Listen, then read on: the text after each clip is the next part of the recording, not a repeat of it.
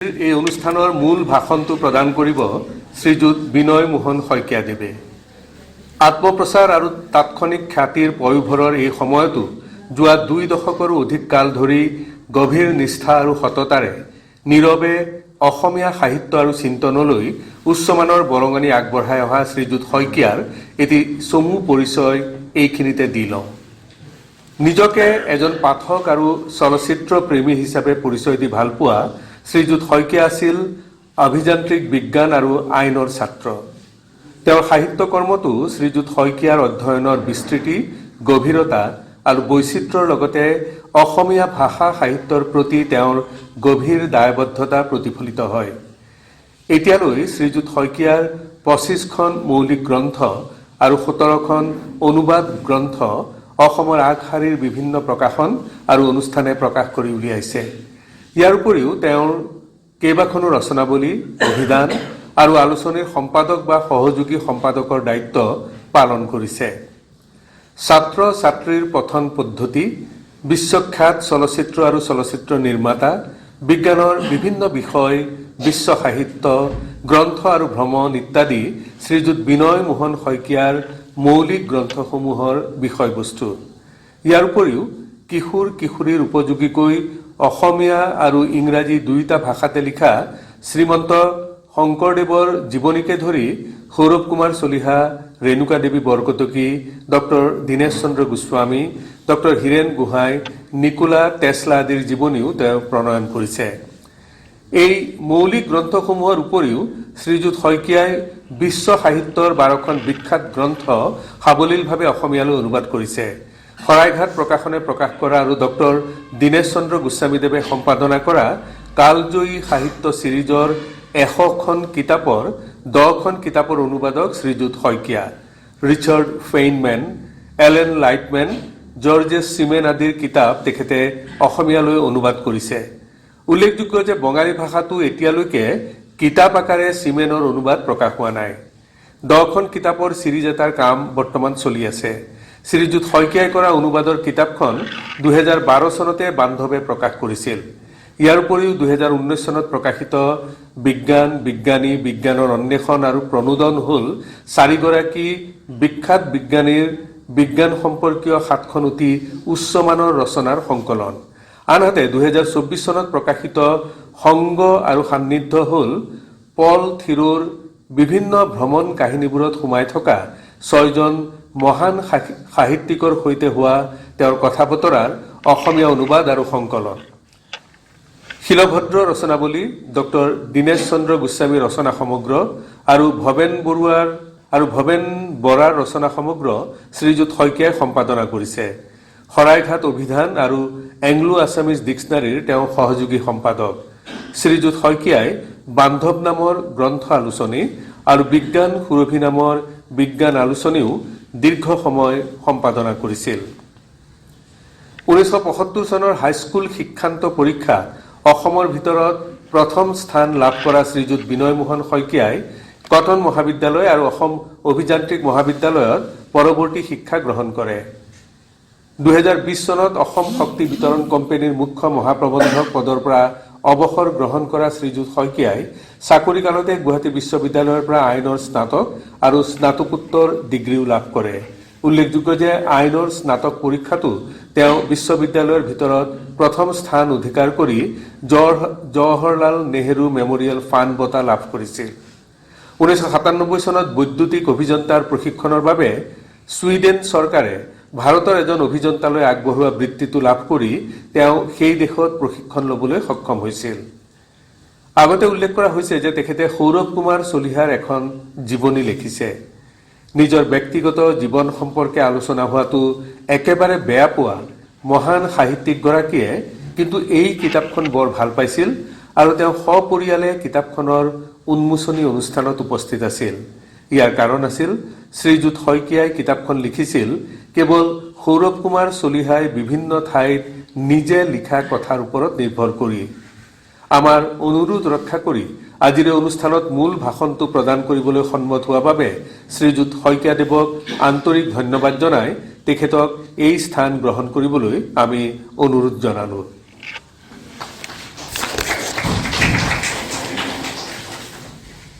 কলে মোৰ গৰম উঠিব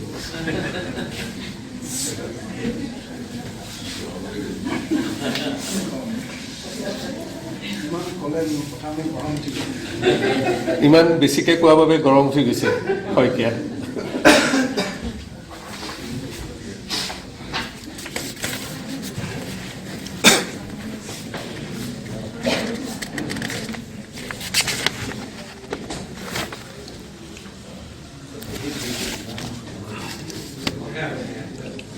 আজিৰ সভাৰ মাননীয় সভাপতি সৌৰভ কুমাৰ চলিহা, অনুৰাগী সমাজৰ সমূহ কৰ্মকৰ্তা আৰু আজিৰ সভাত উপস্থিত গণ্যমান্য শুভাকাংক্ষী ব্যক্তিসকল, আপোনালোক সকলোকে মই নমস্কাৰ জনাইছোঁ আৰু ইংৰাজী নৱবৰ্ষৰ শুভেচ্ছা জ্ঞাপন কৰিছোঁ। সৌৰভ কুমাৰ চলিহা অনুৰাগী সমাজৰ দ্বাৰা আয়োজিত আজিৰ এই সভাত এই বক্তৃতাটো প্ৰদান কৰিবৰ বাবে যি সুযোগ দিছে মোক, তাৰ বাবে মই এই সমাজৰ সমূহ উদ্যোক্তাক কৃতজ্ঞতা জ্ঞাপন কৰিছোঁ আৰু মই নিজে ধন্য মানিছোঁ। অৱশ্যে এটা কথা ক'ব লাগিব যে এই সুযোগ মই কিমানখিনি অৰ্থপূৰ্ণভাৱে কাৰ্যকৰী কৰিব পাৰিম সেই বিষয়ে মোৰ এটা সন্দেহ আছে।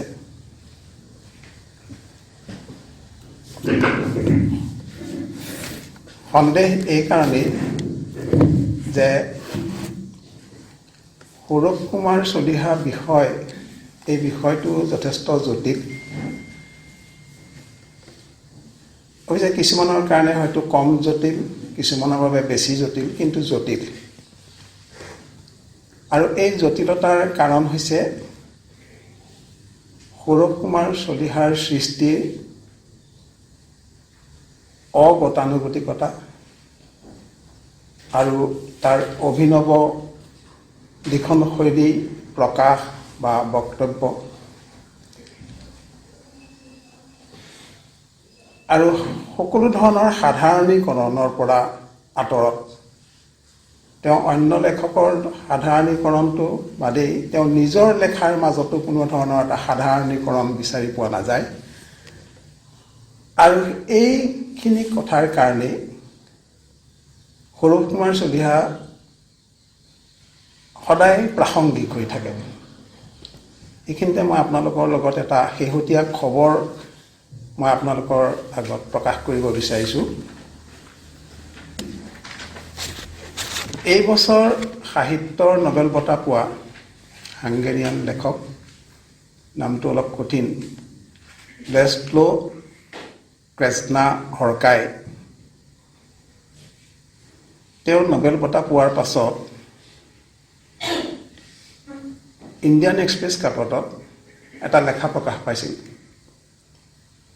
হাউ টু ৰিড ক্ৰেছনা হৰকাই, ক্ৰেছনা হৰকাইক কেনেকৈ পঢ়িব।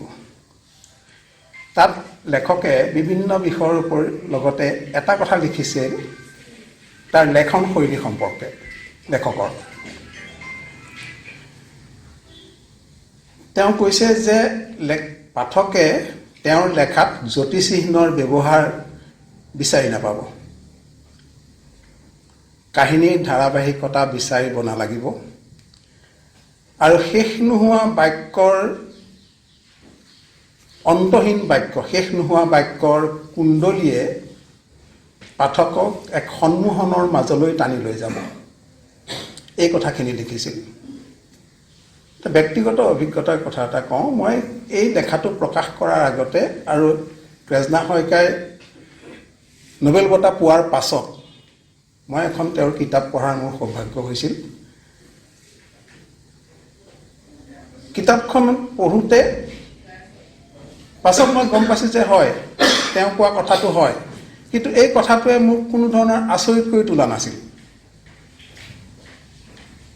আচৰিত নকৰাৰ কাৰণটো হৈছে যে এই লেখা মোৰ অচিনাকি নহয়।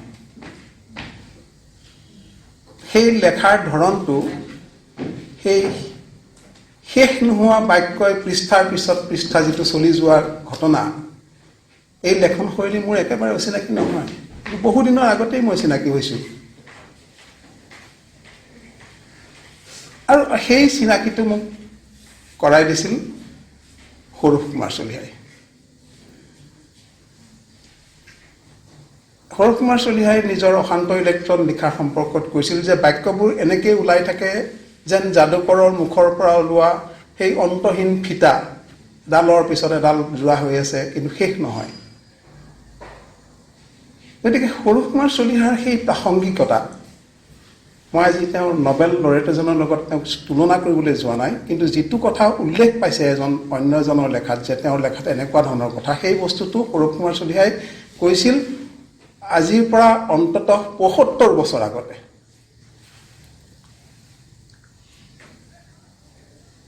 এই কথাটো অনুধাৱন কৰিলেই এই মানুহজনৰ সৃষ্টিৰ মহত্বটো বুজি পোৱা যায়।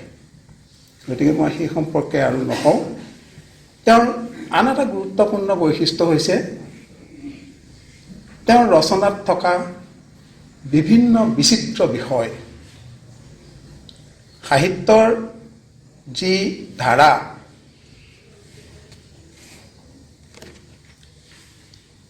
প্ৰেম, ভালপোৱা, বিষাদ, বিচ্ছেদ, সপোন, বাস্তৱ, এই লৈ কাহিনী যেনেকৈ ঘটে, সৌৰভ কুমাৰ চলিহাৰ ৰচনাটো সেইটোৱেই চলিছে। কিন্তু সেইখিনি কথা ক'বৰ কাৰণে তেওঁ যি বিচিত্ৰ বিষয় বাছি লয়, বিজ্ঞানটো তাত থাকেই, বিজ্ঞান থাকেই, কিন্তু বিজ্ঞানৰ উপৰি তাত সংগীত, চলচ্চিত্ৰ, দৰ্শন, মনস্তত্ব এনেদৰে সম্পৃক্ত হৈ থাকে। বিশেষকৈ সংগীতৰ কথাই যদি আমি কওঁ, তাকো পশ্চিমীয়া ধ্ৰুপদী সংগীত।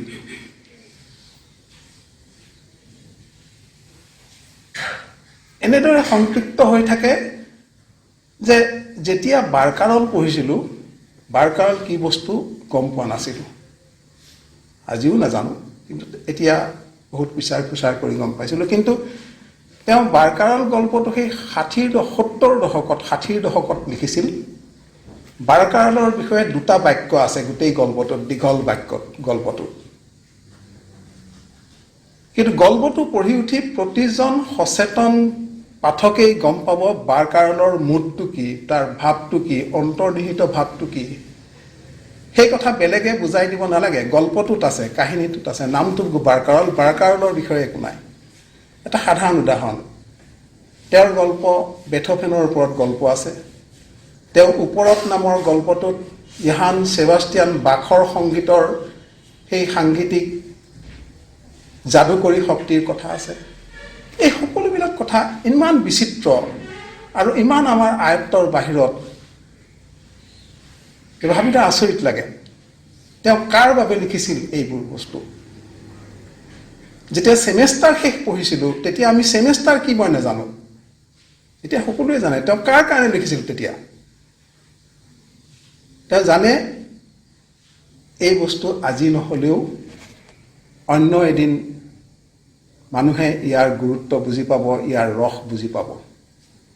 তেওঁ সেই সময়ৰ পাঠকৰ কথা চিন্তা কৰি এই কথা লিখা নাছিল, আৰু সেই কথা আজি সত্য প্ৰমাণিত হৈছে। এই 2টা কথা কৈ মই সেই বিষয় বৈচিত্ৰ্য সম্পৰ্কে কৈছিলোঁ যে বিজ্ঞান তেওঁৰ লেখাৰ, তেওঁৰ কাহিনী কঢ়িয়াই নিয়াৰ এটা মূল সমল। তেওঁৰ অশান্ত ইলেক্ট্ৰনৰ সম্পৰ্কে এগৰাকী অতি প্ৰথিতযশা অসমীয়া সাহিত্যিক সমালোচক প্ৰহ্লাদ বৰুৱাই কৈছে যে অশান্ত ইলেক্ট্ৰন গল্পটো আচলতে পদাৰ্থ বিজ্ঞান আৰু সাহিত্যৰ দৰ্শনৰ সমাহাৰত সৃষ্টি হোৱা এটা বস্তু। পদাৰ্থ বিজ্ঞান আধা সাহিত্যৰ দৰ্শন। গতিকে বিজ্ঞান তেওঁৰ তাত থাকেই। অশান্ত ইলেক্ট্ৰনৰ কথা বাদ দিয়ক, ষ্টুডিঅ'ত আৱাজ, বাসন্তিকা যি কয়, বা তেওঁৰ যিবিলাক গল্প নহয় জাতীয় ৰচনা, ভাল খবৰ, 21 শতিকা ধেমালি নহয়। এই সকলোবিলাকত বিজ্ঞান হৈছে তেওঁৰ বক্তব্য কঢ়িয়াই নিয়া এটা সমল। কিন্তু কথাটো হ'ল কি, তেওঁ বিজ্ঞান বুলি ক'লে যিটো কথা আমি বুজি পাওঁ, পৰ্যবেক্ষণ, প্ৰমাণ, তাৰ দ্বাৰা নতুন তত্ত্ব উপস্থাপন, এই বিজ্ঞানৰ সীমাৰেখাৰ মাজত তেওঁ আবদ্ধ থাকিব বিচৰা নাছিল। আৰু মোৰ আজিৰ কথা বক্তব্যটো সেইখিনিয়েই, বিজ্ঞানৰ সীমা পাৰ হৈ তেওঁ লোককথা, লোকবিশ্বাস আৰু ইন্দ্ৰিয়াতীত অনুভৱৰ বিষয়ে তেওঁ কি কৈছে, সেইটো হৈছে মোৰ আজিৰ কথা। এতিয়া এই সম্পৰ্কে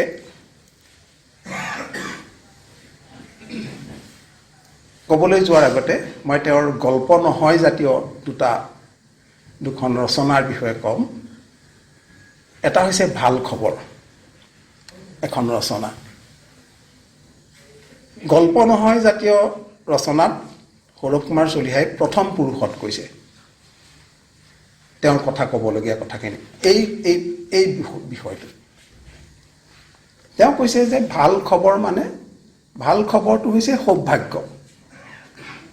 সৌভাগ্যৰ জৰিয়তে মানুহলৈ ভাল খবৰ আহে। এই সৌভাগ্য আহে কেনেকৈ? কিছুমান লোকবিশ্বাস আছে। তেওঁ উল্লেখ কৰিছে যে সত্যনাৰায়ণ পূজা পাতিলে মানুহে ভাবে যে ভাল খবৰ আহিব, সৌভাগ্য আহিব। জ্যোতিষীয়ে দিয়া প্ৰবালমণি পিন্ধিলে সৌভাগ্য আহিব। ৰাতিপুৱা শুৱাৰ পৰা উঠিয়ে যদি যোৰা শালিকা দেখা পায়, দিনটো ভালে যাব বুলি এটা ভাল খবৰ আহিব বুলি ভাবে মানুহে। এনেধৰণৰ কিছুমান লোকবিশ্বাস আছে। এনেধৰণৰ লোকবিশ্বাস আমাৰ ইয়াত যেনেকৈ আছে, পশ্চিমীয়া দেশবিলাকতো আছে। তেওঁ জনাইছে ডেনমাৰ্কৰ বিখ্যাত বিজ্ঞানী নিলছ বোৰ, তেওঁ পৰমাণুৰ কোৱাণ্টাম তত্ত্ব, বৰ্ণালী তত্ত্ব, তাৰ বাটকটীয়া গৱেষক বিজ্ঞানী, আৰু তাৰ বাবে তেওঁ নোবেল পুৰস্কাৰ পাইছে। কিন্তু তেওঁ বিজ্ঞানতে লাগি থকা আমাৰ চকুৰ আগত ভাহি থকা সেই বিজ্ঞানীজনতকৈ অকণমান বেলেগ। নিলছ বোৰ ডেনমাৰ্কৰ ৰাষ্ট্ৰীয় ফুটবল দলৰ হাফবেক। ৰাষ্ট্ৰীয় ফুটবল দল, ইউৰোপৰ ফুটবল দলৰ কথাটো জানি, তেওঁ ডেনমাৰ্কৰ ৰাষ্ট্ৰীয় ফুটবল দলৰ হাফবেকত খেলে নিলছ বোৰে। সেই নিলছ বোৰে তেওঁৰ ঘৰৰ সন্মুখত ঘোঁৰাৰ খুৰাত লগোৱা লোহা এটুকুৰা ওলোমাই থয়। তাৰ পশ্চিমৰ দেশৰ মানুহবিলাকে ভাবে যে সেই লোহাডাল ওলোমাই থলে সৌভাগ্য আনে। তেওঁৰ লগৰ বন্ধু এজনে সুধিছে যে আপুনি ইমান ডাঙৰ বিজ্ঞানী, আপুনিও বিশ্বাস কৰেনে যে ঘোঁৰাৰ নালে ওলোমাই থলে সৌভাগ্য আনিব? নাই নাই, মই একেবাৰে এইবিলাক কথা বিশ্বাস নকৰোঁ। ঘোঁৰাৰ নালে আৰু সৌভাগ্য আনি বুলি মই বিশ্বাস কৰিম নেকি? কিন্তু মস্কিল হ'ল যে মই বিশ্বাস কৰোঁ বা নকৰোঁ, ই কিন্তু মোলৈ সৌভাগ্য কঢ়িয়াই আনিয়ে থাকে। এই কাহিনীৰ, এই কথাটোৰ সম্পৰ্কত সৌৰভ কুমাৰ চলিহাই কি কৈছে?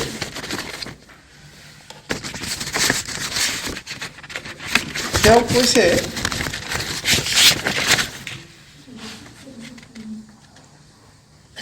যে এই কাহিনীৰ নীতি কথাটো যি কি, এই যে আমি কোনোমতে দুপাত বিজ্ঞান পঢ়া সবজান্তা পুথিখলি হনাই লোকবিশ্বাসক অন্ধবিশ্বাস আৰু কুসংস্কাৰ বুলি উৰাই দিবলৈ ইতস্ততঃ নকৰোঁ। কিন্তু ডাঙৰ বিজ্ঞানীয়ে যিসকলে প্ৰকৃতি ৰহস্যৰ অন্তঃস্থললৈ সোমাই গৈছে, বুজে যে আমাৰ ক্ষুদ্ৰ মনৰ যুক্তিৰে সকলো কথা ব্যাখ্যা কৰা নাযায়। সব কথা আমি হয়তো ভেদ কৰিব নোৱাৰিবও পাৰোঁ। এইটো হৈছে সৌৰভ কুমাৰ চলিহাৰ মন্তব্য এই কাহিনীটোৰ। দ্বিতীয়খন ৰচনাত এনেকুৱা ধৰণৰ ৰচনা য'ত সৌৰভ কুমাৰ চলিহাই প্ৰথম পুৰুষত কৈছে, সেইখন হৈছে লক্ষ্মণ ৰেখা। লক্ষ্মণ ৰেখা তেওঁ এইবাৰ অন্য এজন আগৰজন বিজ্ঞানী, এইবাৰ এজন টেকন'লজিষ্ট, টমাছ আলভা এডিছনৰ প্ৰসংগ আনিছে। টমাছ আলভা এডিছনৰ নাম আমি সকলোৱে শুনিছোঁ। আৱিষ্কাৰক হিচাপে তেওঁৰ হাজাৰটা তেওঁৰ নামতে পেটেণ্ট, এই ইলেক্ট্ৰিক বাল্বৰ পৰা ইলেক্ট্ৰিচিটি ডিষ্ট্ৰিবিউশ্যন, ফোনোগ্ৰাফ, কি কৰা নাই তেওঁ। এই এডিছনে তেওঁৰ জীৱনৰ 73 বছৰ বয়সত চাইণ্টিফিক আমেৰিকান কাকত আলোচনী, এখন এৰা ধৰা আলোচনী নহয়, এতিয়াও চলি আছে, চাইণ্টিফিক আমেৰিকানত এটা সাক্ষাৎকাৰ দিছিল। অন্য সাংবাদিকো আছে। তেওঁ কৈছিল যে এইবাৰ তেওঁ এটা যন্ত্ৰ উলিয়াব, যোনটো যন্ত্ৰৰ সহায়ত তেওঁ মৃতকৰ সৈতে যোগাযোগ স্থাপন কৰিব। মৃতকৰ সৈতে যোগাযোগ স্থাপন কৰিব। তেওঁ নোৱাৰিলে এই কামটো কৰিব। 85 বছৰ বয়সত, তাৰ 12 বছৰ পাছত তেওঁৰ মৃত্যু হ'ল। আৰু তেওঁ কিছুমান টোকা বহি লিখি থৈ যায়, তাতো এই বিষয়ে একো নাপালে। সৌৰভ কুমাৰ চলিহাই এই কথাটোত যথেষ্ট খেদ কৰিছে। কৈছে সেই যন্ত্ৰটো হ'লে আমি কিমান কথা গম পালোহেঁতেন, যিবোৰ কথাই আমাক সদায় খেদি ফুৰে। কি খেদি ফুৰে? মৃত্যুৰ পাছত মানুহৰ কি হয়? সৌৰভ কুমাৰ চলিহাই কৈছে কলৈ যায়? সকলো শেষ হৈ যায় নে আত্মা বুলি কিবা এটা থাকি যায়? মানুহৰ পুনৰ্জন্ম হয়নে? আত্মা বুলি কিবা এটা বস্তু সঁচাকৈ আছেনে, যিটো অবিনশ্বৰ, দেহৰ পৰা দেহান্তৰলৈ নিহিত হৈ ৰয়? ঈশ্বৰ বুলি কিবা আছেনে? এই বিশাল অকল্পনীয় বিশ্ব ব্ৰহ্মাণ্ডখন নিজে নিজে সৃষ্টি হ'ল নে কোনোবাই ষ্টাৰ্ট কৰি দিলে ঘড়ীটোত চাবি দিয়াৰ দৰে? কিয়নো ডেকডেককৈ সমগ্ৰ বিশ্ব ব্ৰহ্মাণ্ড চলি থাকে কিছুমান নিয়মেৰে। যেনে কোনে ঠিক কৰি দিলে যে সূৰ্যবোৰৰ চাৰিওপিনে গ্ৰহবোৰ ঘূৰিব উপবৃত্তাকাৰ পথত, জীৱদেহৰ এমাইনো এচিডবোৰ হ'ব বাওঁহতীয়া। তাৰ পাছত তেওঁ লিখিছে, সকলো প্ৰশ্নৰ উত্তৰ, সকলো পৰিঘটনাৰ কাৰণ আমাক জানিবলৈ দিয়া নহ'ব। কোনোবা শক্তিয়ে বা সত্তাই বা প্ৰজ্ঞাই কোনোবাত এডাল লক্ষ্মণ ৰেখা টানি থৈ দিছে যে এইখিনিলৈকেহে তোমালোকে জানিব পাৰিবা, কথাবোৰ বুজিব পাৰিবা। তাৰ বাহিৰত অজ্ঞানৰ অভেদ্য অন্ধকাৰ। স্পষ্ট ভাষাত সৌৰভ চলিহাই এই কথাখিনি তেওঁৰ দুখন ৰচনাত কৈ গৈছে। ইয়াৰ পাছত তেওঁৰ গল্পত এই লোকবিশ্বাস আৰু ইন্দ্ৰিয়াতীত অনুভৱ কেনেদৰে প্ৰকাশ পাইছে সেই বিষয়ে মই চমুকৈ আলোচনা কৰিম, বেছি সময় নলওঁ। লোকবিশ্বাসটো মই যিটো কথা আগতে ক'লোঁ যে ঘোঁৰাৰ নালে, তেনেকুৱা ধৰণৰ লোকবিশ্বাস তেওঁ লোৱা নাই। তেওঁৰ গল্পৰ বহুত কেইবাটাও গল্পত এই লোকবিশ্বাস আছে। এটা বিশুদ্ধ লোকবিশ্বাস। যোৰা শালিকা দেখিলে সৌভাগ্য আহিব, এই বিশ্বাসটোৱে কাৰো একো হানি নকৰে, এটা বিশুদ্ধ লোকবিশ্বাস। তেনেকুৱা ধৰণৰ এটা লোকবিশ্বাসৰ ওপৰত ভিত্তি কৰি তেওঁ এটা অতি সুন্দৰ গল্প লিখিছে, সিহঁতে পাহাৰ বগালে। অতি সুন্দৰ গল্প। গল্পটোত প্ৰেমিক প্ৰেমিকাই পাহাৰ বগাইছে, তলৰ সমতলত নৃত্য গীত বাজিছে, সেই শব্দ গান শুনিছে। সেই সংগীতক তেওঁলোকে ইচ্ছা পূৰণৰ সংগীত। তেওঁলোক এসময়ত প্ৰেমিক আছিল, এসময়ৰ প্ৰেমিক প্ৰেমিকা, এতিয়া তেওঁলোকৰ মাজত বিচ্ছেদ হৈছে, হয়তো আকৌ তেওঁলোক লগ হ'ব বিচাৰিছে। দুয়োৰে মাজত ইচ্ছা পূৰণৰ এটা আকাংক্ষা আছে। সেই আকাংক্ষা শেষ কৰিছে এনেদৰে, আকাশৰ পৰা পপীয়া তৰা খহি পৰা দেখিলে যি ইচ্ছা কৰা যায় সেয়ে ফলে প্ৰশ্নবোধক চিন। চোৱা চোৱা, সৰল গছডালৰ মাজেৰে কেনেকৈ মোৰ তৰাটো খহি পৰিছে, কেনেকৈ সি মোৰ বাবে জীৱন দিছে। সেই খহি পৰা পপীয়া তৰাৰ মাজত তেওঁৰ ইচ্ছা পূৰণৰ যিটো আকাংক্ষা, যিটো আনন্দ, সেই প্ৰকাশ পাইছে সিহঁতে পাহাৰত পালে। এইটো বিশুদ্ধ লোকবিশ্বাসৰ ওপৰত আধাৰিত গল্প। দ্বিতীয় গল্পটো আপোনালোকে শুনিলে, তেখেতে পঢ়িছিলে শুদ্ধি গল্পটো। সেইটো এটা অতি সুন্দৰ গল্প লোকবিশ্বাসৰ আধাৰত, কিন্তু এইবাৰ এইটো লোকবিশ্বাস বিশুদ্ধ লোকবিশ্বাস নহয়। এই লোকবিশ্বাস হৈছে আমাৰ ভাৰতীয় চিন্তা দৰ্শনৰ ওপৰত প্ৰতিষ্ঠিত লোকবিশ্বাস। আপোনালোকে মন কৰিব, ভাৰতীয় দৰ্শন, আমাৰ ধৰ্ম বা দৰ্শন মুঠ 9টা ভাগ আছে। তাৰে 6টা আস্তিক দৰ্শন, 3টা নাস্তিক দৰ্শন। নাস্তিক দৰ্শনৰ চাৰ্বাক দৰ্শনটো বাদ দিব পাৰে। সিহঁতে যিটো দেখিছে, যিটো চুই পাইছে, সেইটোৱে মানি লয়, বাকী একো মানি নলয়। চাৰ্বাক, আৰু চাৰ্বাকৰ অস্তিত্ব বহুদিনৰ আগতেই নোহোৱা হৈ গৈছে, কিন্তু দৰ্শনটো আছে।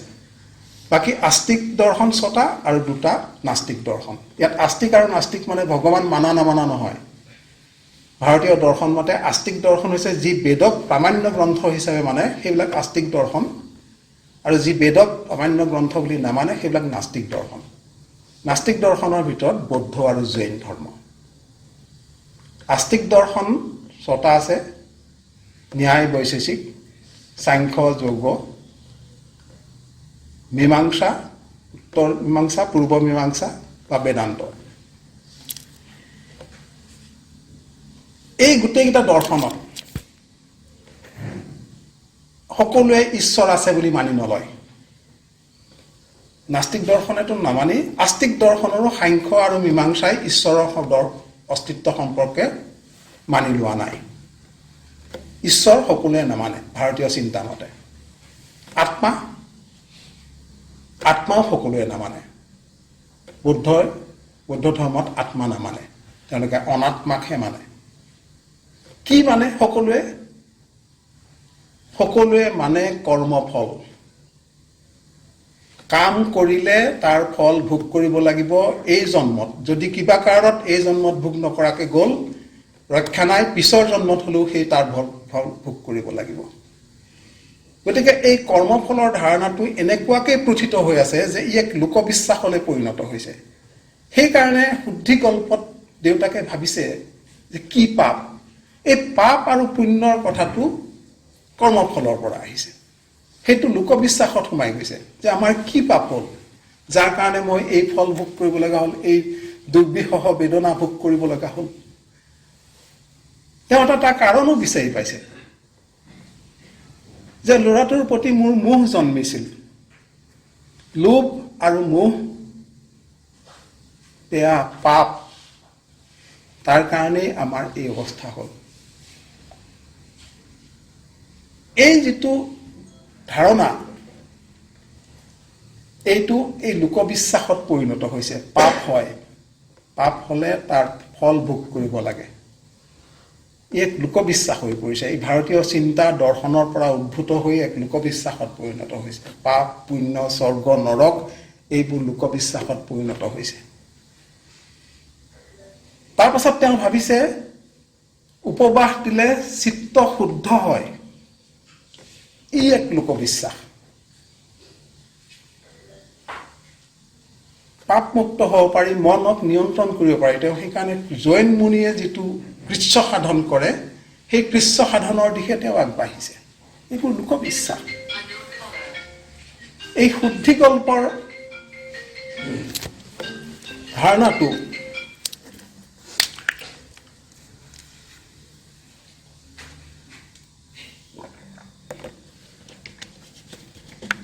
ঠিক ধৰণৰ পাপ আৰু পুণ্যৰ ধাৰণাটো তেওঁ অন্য এটা গল্পটো আছে, মন কৰিব। তেওঁৰ ওপৰত নামৰ সেই অতি সুন্দৰ গল্পটোত পাপৰ কথা আছে। তাতো চিকিৎসকে অতি উচ্চ স্তৰৰ, সভ্যতাৰ উচ্চ স্তৰ, পৃথিৱীৰ ওপৰৰ বায়ুমণ্ডল ওপৰত ঘূৰি ফুৰা উপগ্ৰহত থকা এখন চিকিৎসালয়। তাত এজন ৰোগী আহিছে। ৰোগীজন সংজ্ঞাহীন, পৃথিৱীত পাছপোৰ্ট ব্যৱস্থা উঠি গৈছে। তেওঁ ক'ৰ মানুহ সেই কথাটো তেওঁলোকে থিৰাং কৰিব পৰা নাই। গতিকে মগজুৰ যি তৰংগ, সেই তৰংগ তেওঁলোকে ষ্টাডি কৰি আছে, তেওঁলোকে এক্সপেৰিমেণ্ট চলাই চাই আছে মানুহজন ক'ৰ কিবা উলিয়াব পাৰিব নেকি।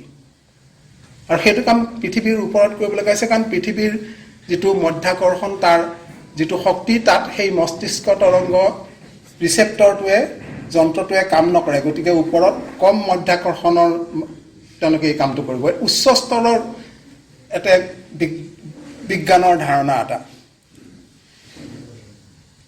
কিন্তু তাত তেওঁলোকে যিটো ছবিবিলাক দেখা পাইছে তেওঁৰ মগজুৰ তৰংগৰ পৰা, সেইবোৰ অস্পষ্ট। গতিকে চিকিৎসকে গম পাইছে যে কিবা এটা কথাত মানুহটোৱে সাংঘাতিক এটা শ্বক পাইছিল।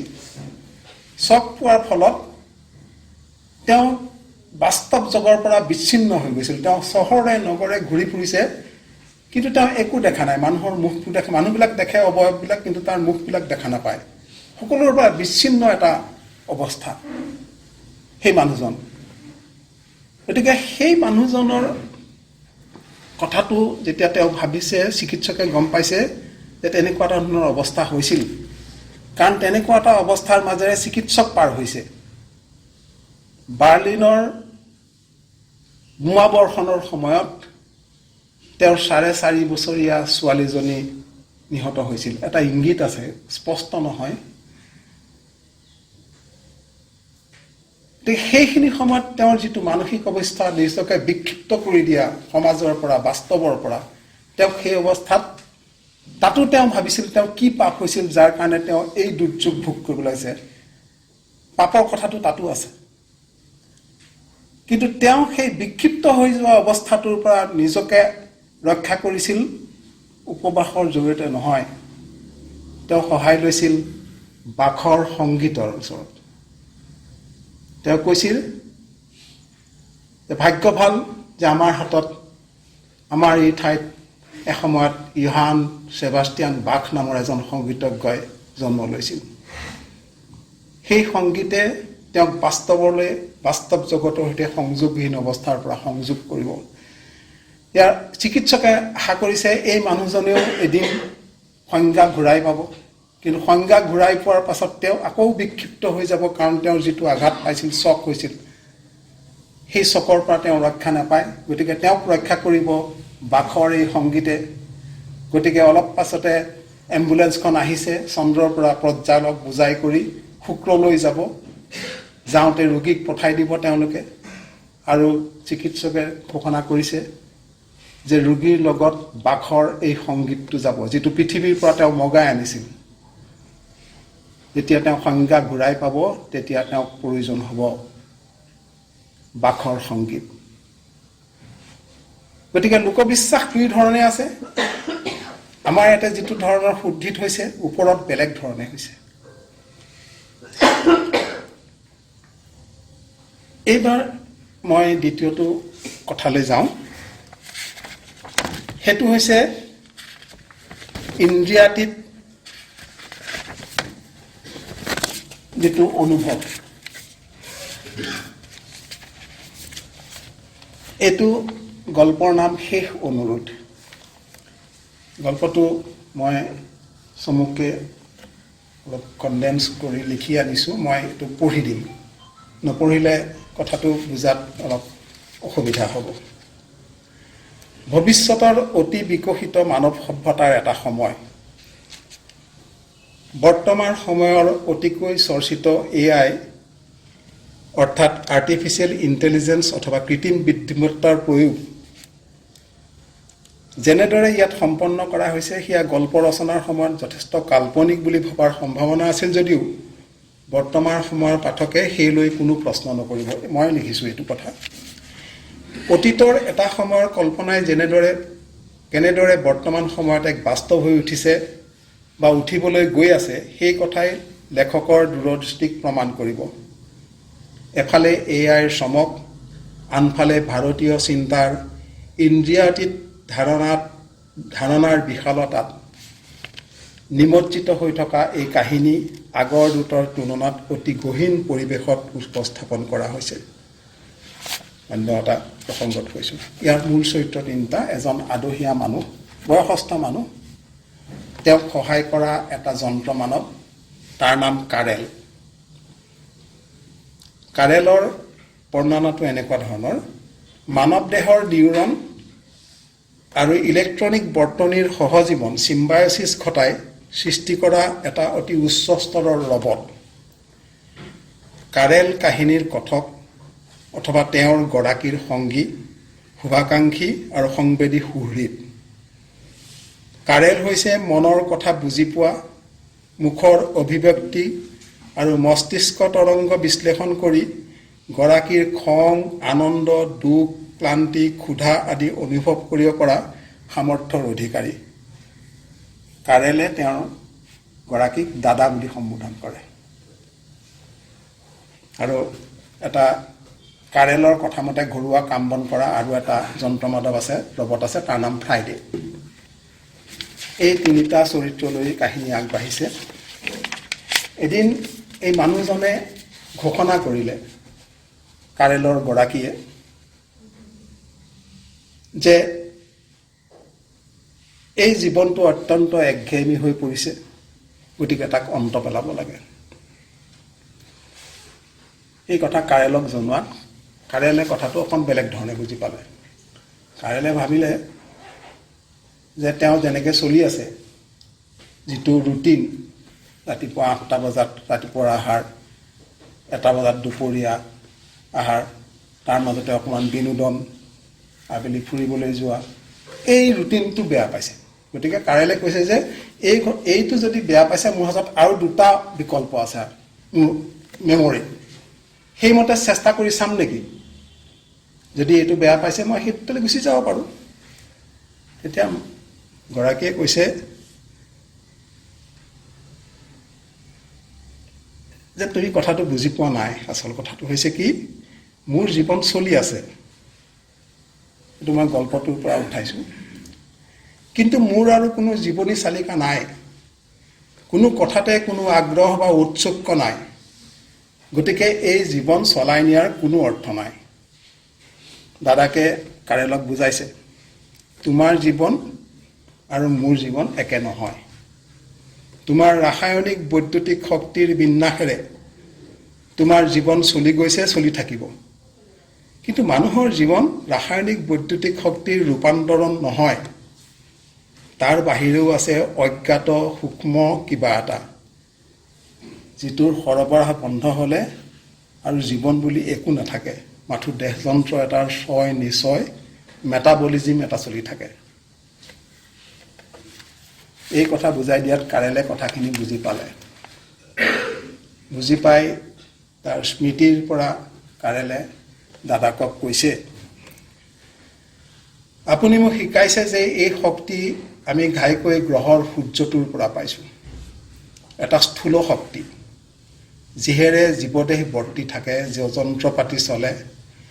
কিন্তু বিভিন্ন জীৱৰ বিভিন্ন সত্তাৰ মাজলৈ প্ৰবাহিত হৈছে আৰু কোনো সূক্ষ্মতৰ শক্তি, এনাৰ্জি। সেই সূক্ষ্মতাৰ ৰূপ আৰু পৰিমাণ ভিন ভিন, নহ'লে সকলো জীৱই একেই মন, একেই অনুভূতিৰ হ'লহেঁতেন।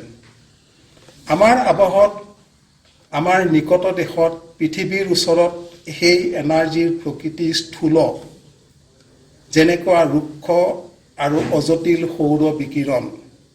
কিন্তু দূৰলৈ, ওপৰলৈ সেই শক্তি সূক্ষ্মৰ পৰা সূক্ষ্মতৰ, তাৰ স্পন্দন দ্ৰুতৰ পৰা দ্ৰুততৰ, ইন্দ্ৰিয়াতীত, অনুভৱৰ বাহিৰত। যন্ত্ৰ মানৱে কৈ আছে।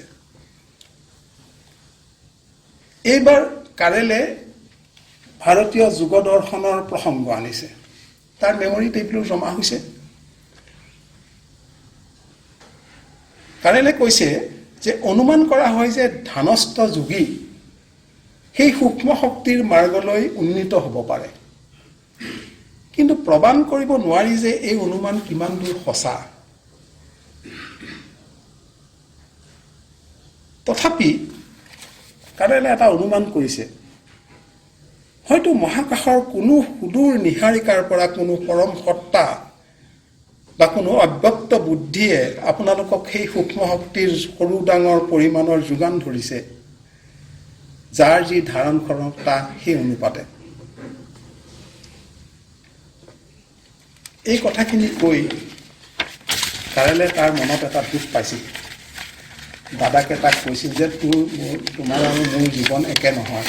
সেই কথাটোত কাৰেলে অলপ দুখ পাইছিল। কাৰেলে এবাৰ মনৰ ভাৱটো প্ৰকাশ কৰিছে।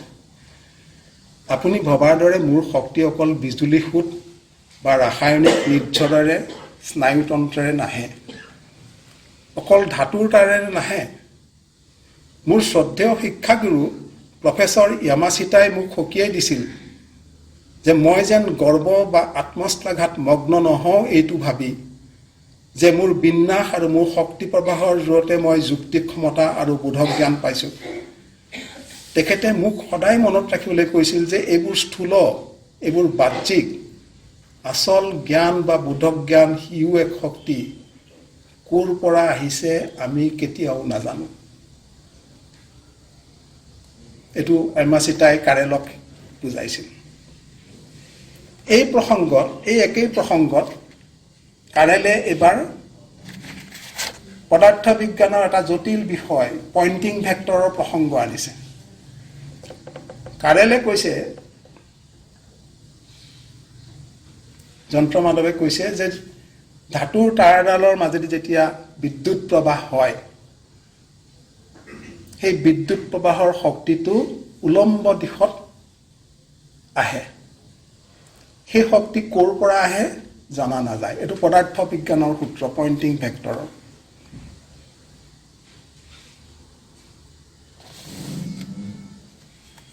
দেখা যায় যে তাঁৰ এডালে বিজুলী চলিলে তাঁৰডালৰ লম্ব দিশতহে বাহিৰৰ পৰা বিজুলী সোঁতৰ শক্তি তাঁৰডাললৈ আহে।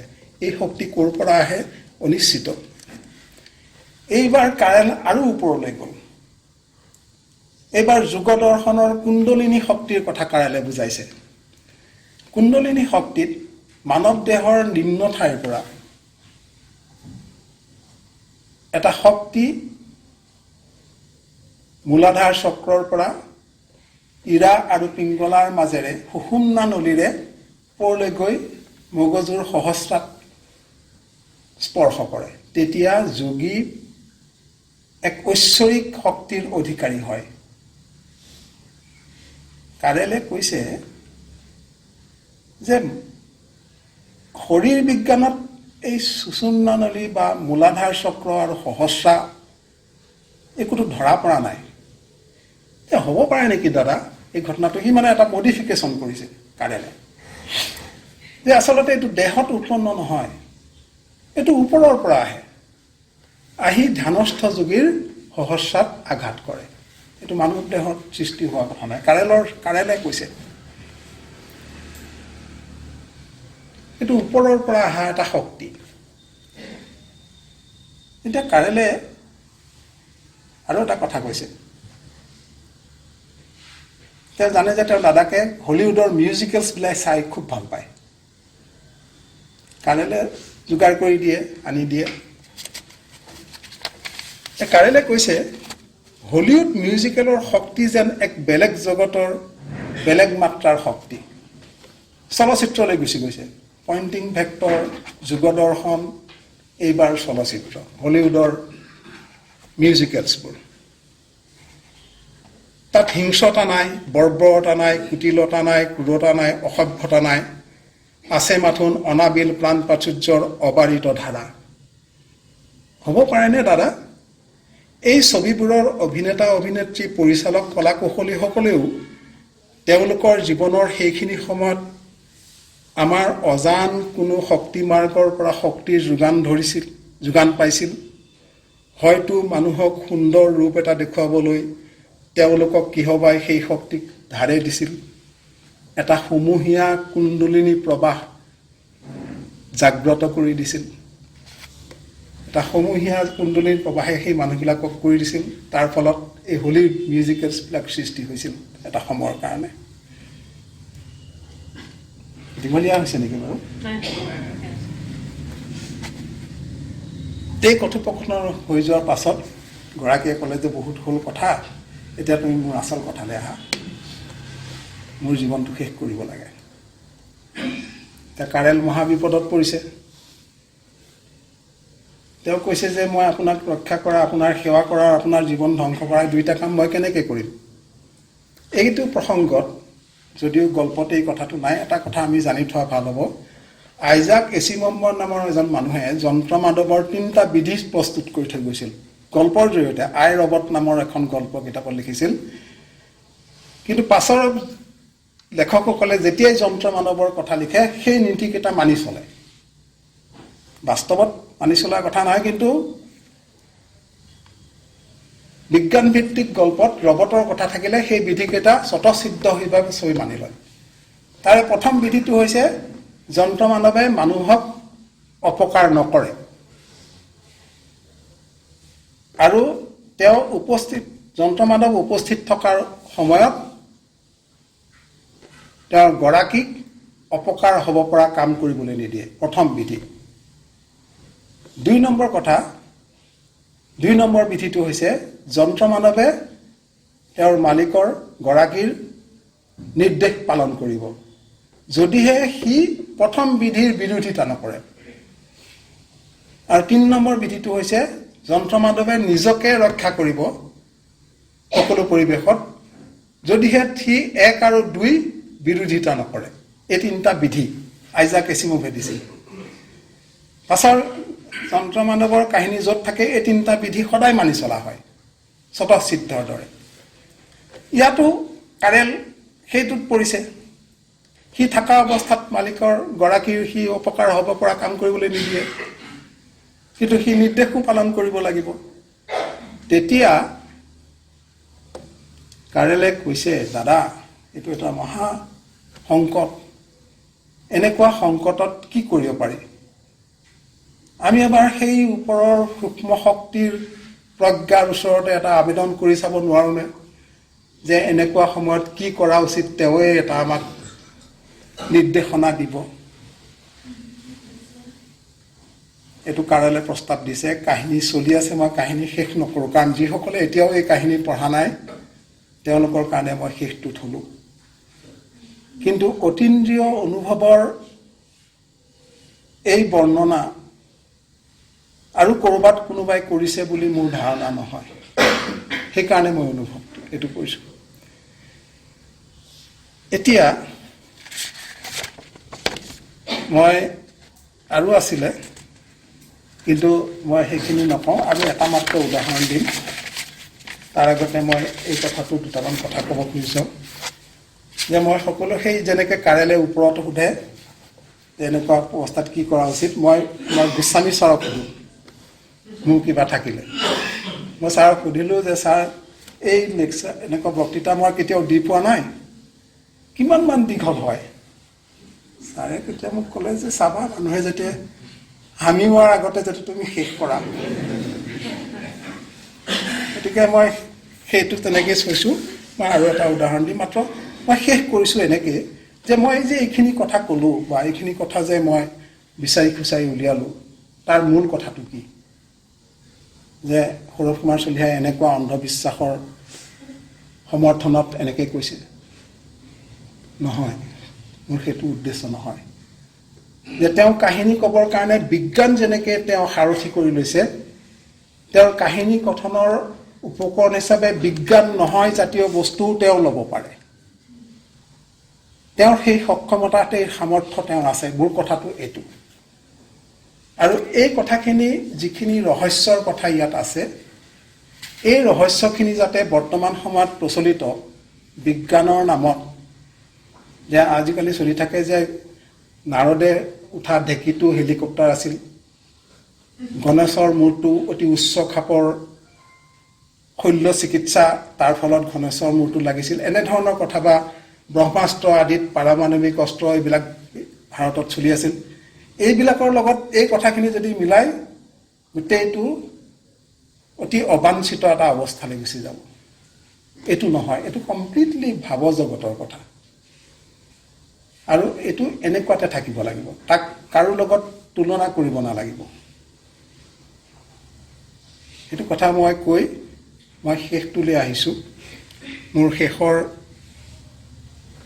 যিটো উদাহৰণ, এইটো মনস্তাত্ত্বিক এটা বিষয় লৈ পেলাই এটা গল্পৰ কথা। এইটো গল্প আপোনালোকে পঢ়িছে, মই অকণমান তাৰ পৰাই কালেক্ট কৰি আপোনালোকক পঢ়ি দিব খুজিছোঁ। গল্পৰ নাম ভ্ৰমণ বিৰতি। কলিকতাৰ পটভূমিত, কলকাতাৰ, তাততো এনি টাইম যিকোনো সময়ত দাংগা হাংগামা হয়। তেনেকুৱা এটা হঠাতে হৈ যোৱা হুলস্থুলৰ পৰিৱেশত গল্পৰ নায়ক নায়িকাই এখন দোকানত, ফাৰ্মাচীত গৈ তেওঁলোকে আশ্ৰয় লৈছে। সেই দোকানৰ মালিকে এটা শব্দ ক'লে, ডেথ উইচ। Death wish? মই আচৰিত হৈ গ'লোঁ। আছে আছে আছে। হঠাৎ অলি গলি খুপৰি গুমটিৰ পৰা জাক জাক মানুহ আবিৰ্ভাৱ হৈ, মৰিয়া হৈ, গোলা গুলি বোমা বাৰুদৰ মাজলৈ উন্মত্ত হৈ ছুটি গৈছে। জানে যিকোনো মুহূৰ্তত নিজেও মৰি যাব পাৰে। ডেথ উইচ ছাৰা আৰু কি?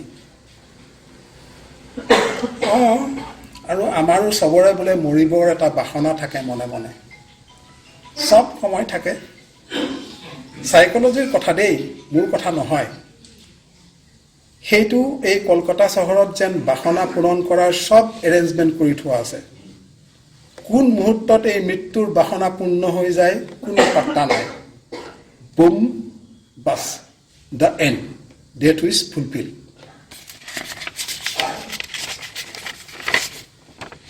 তবে অলপ মডিফিকেশ্যন দৰকাৰ থিয়ৰিটো।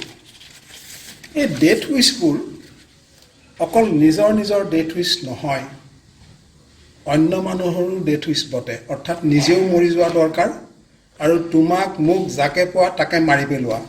বৰং কোৱা হয় গিফ্ট অফ ডেথ, মৃত্যু উপহাৰ দিয়াৰ কথা। তাৰপাছত নায়ক নায়িকাই কথা পাতিছে নিভৃতে। নায়কে নায়িকাক কৈছে, তোমাৰ সেই ফাৰ্মাচীৰ মানুহজনৰ কথা কালিৰ পৰা মাজে মাজে মনত পৰি আছে। আমাৰ ডেথ উইচৰ কথা। চাইকলজিষ্টে আমাৰ আত্মাৰ ভিতৰত ঘুকটি কি বাহিৰ কৰিছে ক'ব নোৱাৰোঁ। কিন্তু এই যে আমি ঘৰৰ কথা কৈছোঁ, এয়া কি মৰিবৰ বাবে? কোনে এতিয়া মৰিব খোজে? আজি যেনেকৈ আমি মৰাৰ কথা ভাবিব নোৱাৰোঁ, আৰু কত কি যেন আমাৰ কৰিবলগীয়া আছে। জীয়াই থকাৰ উদ্যম বাসনা, খোৱা, প্ৰেম কৰা, ঘৰ কৰা, কত ৰকমৰ ইচ্ছা, কত পৰিকল্পনা। চাৰিওপিনৰ এই হাল্লা গোল্লাই হৰদিন যি কৈছে, সেইটো এইটো নহয় যে মৰিব লাগে, মাৰিব লাগে। এই অশান্তিয়ে বাৰে বাৰে কৈছে এতিয়াও যাবৰ হোৱা নাই, বহু ঘটনা ঘটিবলৈ বাকী আছে, বহু কাম বাকী আছে, এতিয়াও যাবৰ হোৱা নাই। জীয়াই থাকিব লাগিব, যেনেকৈ পাৰোঁ, যিমান দিন পাৰোঁ জীয়াই থাকিব লাগিব, জীয়াই থাকিব লাগিব। ধন্যবাদ।